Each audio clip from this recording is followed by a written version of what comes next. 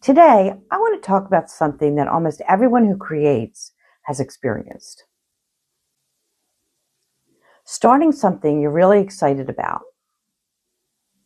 and then losing interest. Not all at once, but slowly. You begin with energy. You feel inspired. You have ideas. And then at some point, that feeling fades. And what's left is something very different. Pressure, resistance, avoidance. And then the thought comes in. Why can't I just finish this?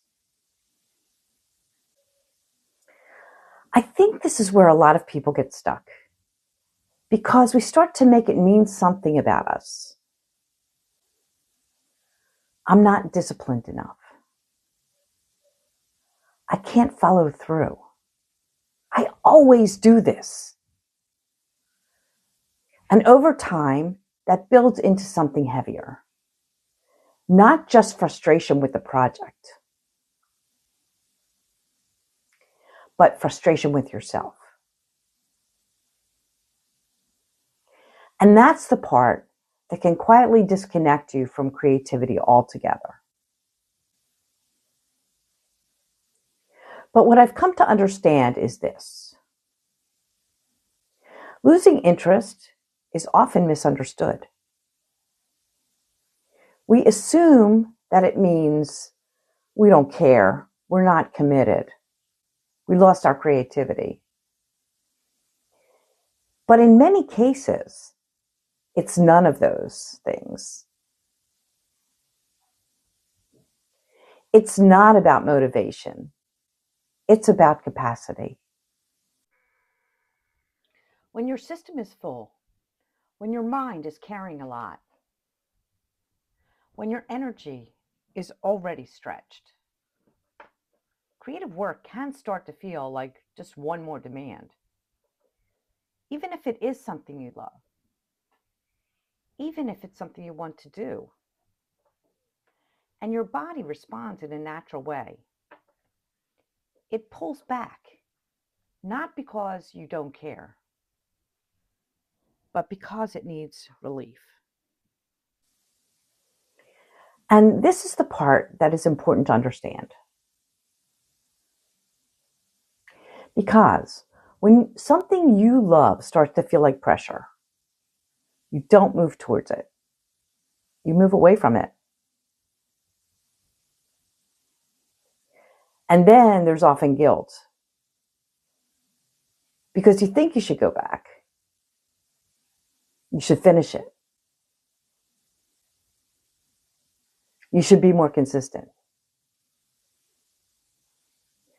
But should doesn't create connection. It creates resistance. Creativity isn't something that you lose.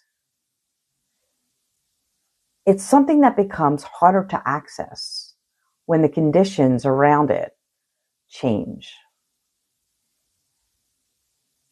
And that is a very different thing. Because it means you don't need to fix yourself. You don't need to change how you're approaching it. The way back isn't pushing harder. It's making it smaller, much smaller. Not finishing the project, not picking up where you left off. Just beginning again. A few stitches, a few minutes. No outcome in mind. Just giving yourself a place to re-enter. This is something I talk about in my book, Threads for Healing. The idea that creativity isn't something you chase. It's something you return to. And the way you return matters. If you return with pressure, it closes. If you return with gentleness, it opens. If this resonates with you and you've been feeling disconnected from your creativity, I created something simple to help you begin again. It's called Stitch 10 Minutes a Day.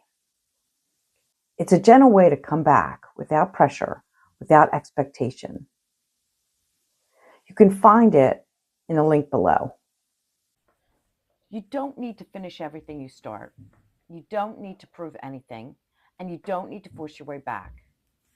Sometimes coming back to creativity begins with something very small.